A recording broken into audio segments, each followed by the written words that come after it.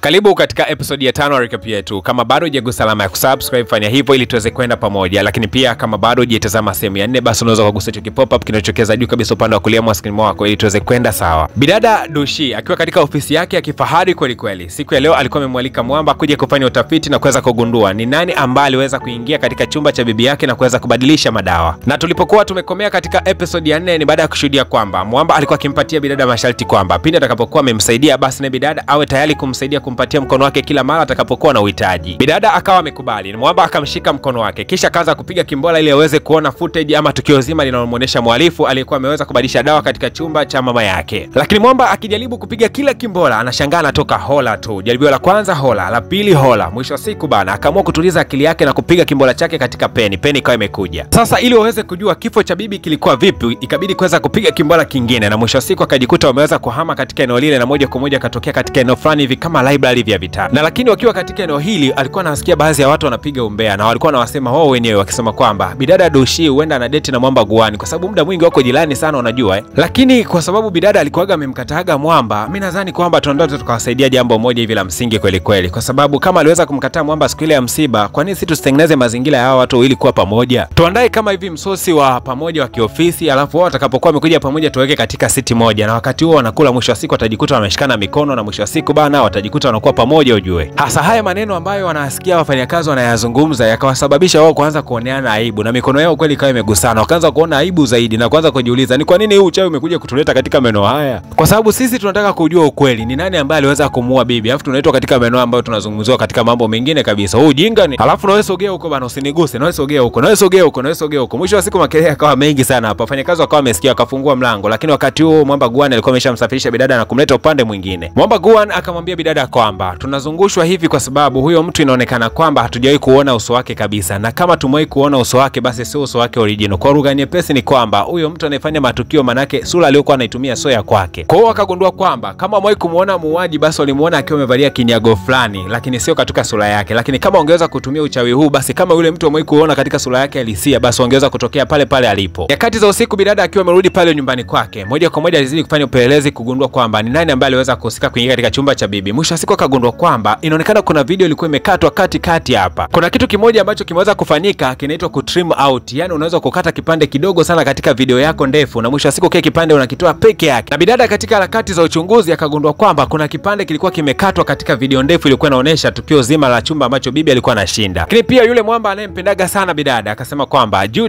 laptop yake inaonekana pia kuna vitu vimeweza kufutwa ndani ya laptop yake. Sasa baadaye kama vile wafanyakazi walivyokuwa wamepanga kwamba wataandaa chakula cha jioni ili kuweza kuwakutanisha wawili hawa waweze kupendana. Ni kweli kabisa bana. Baadaye Mwamba akiwa ameketi na bidada hapa akawa amemshika mkono. Na lengo la kumshika mkono ni kuweza kujichaji mwili wake. Lakini kuna mfanyakazi mmoja mbea kweli kweli akajifanya ameangusha stiki yake kuja kutazama chini akagundua kwamba bidada alikuwa ameshikwa mkono na Mwamba. Akasema wow, sasa kimetiki hapa. Sasa bidada akaamua kuwafungukia kusema kwamba kumbe unampendaga bidada na kwa nini ulikuwa usemi? Lakini Mwamba akasema kwamba mapenzi sio kama kuku, yani unamuona mtu siku ya kwanza tu unampenda siku hiyo hiyo. Kwa hiyo ukipendana namna hiyo na mtu basi unakuwa ni kama kuku hivi. Bidada kusikia kwamba yeye anafanishwa na kuku alikasirika sana. Mwamba Guani akamfuata bidada mpaka huko nje kisha akamuuliza kwamba nilikuwa nachaji mkono wangu pale kwako lakini umeweza kunitoa, ulikuwa na maana gani? Bidada akamwambia kuwa nilivyoona kwamba unanifananisha mimi na kuku. Akasema kwa hiyo mimi nisiwafundishe watu wengine kwa kukofia wewe, hauna maana gani wewe? Alafu nisikilize, sio kwa sababu eti nilikwambia kwamba nahitaji kushika mkono wako ili lisiweze kuzeeka basi ukatumia kama fimbo kuniadhibu. Mimi sindeshwi kiasi hicho, mimi ni mwanaume ambaye nina misimamo yangu bana. Kuanzia leo sitaki kabisa unishike. Lakini jamaa akafikiria kwamba licha ya kwamba ameweza kumwacha bidada katika hali ya hasira namna ile, ila bidada anaweza kaingia katika hatari wakati wote ule kwa sababu anawindwa sana. Ile hajamaliza tu kufikiria vizuri, wakaja lile kundi la waoni ambao bosi wao aliweza kuuliwa siku za hivi karibuni na nafsi yake kaweza kuchukuliwa. Wana hasira sana wao jamaa, wakawa wamemzingira na kusema kwamba leo tunakula sahani moja na wewe. Walimtembezea Mwamba kichapo kizito. Mwisho wa siku jamaa akajifanya kwamba anakunja gazeti na yeye aweze kuwatembezea kichapo. Bwana kumbe Mwamba alikuwa anajivutia gia kwa sababu anataka kucholopoka hapa, akakimbia kweli kweli na mwisho wa siku akawa amemzingira. Walimpiga sana Mwamba na mwisho wa siku jamaa damu zikaanza kumtoka puani. Wakati huo bidada anafika eneo la tukio anakuta jamaa ameweza kuzingirwa. Haraka sana akawa amepiga mruzi kisha akamwambia hawa jamaa kwamba nitakwenda kuwapiga na hii hapa shoti ya umeme. Dakika chache mbele akaanza kuwazugazuga na kibunduki fulani hivi kinachotoa moshi wa pilipili. Baada ya hapo akaweza kumfuma Mwamba na baada ya kukutua tu katika kifua cha jamaa akapata nguvu. Ndani ya dakika 3 tu za mwanzo tayari watu wote walikuwa wameweza kulazwa chini. Lakini wakati tukio hili lote zima linaendelea, kumbe yule muuaji alikuwa kando na walerekodi. Baada ya hapo Mwamba akawa amejificha na kuondoka zake. Lakini huko upande wa pili tunaonyesha kwamba Guani alikuwa ameleta bidada mpaka nyumbani kisha akawa amemwachia mkono wake. Lakini Mwamba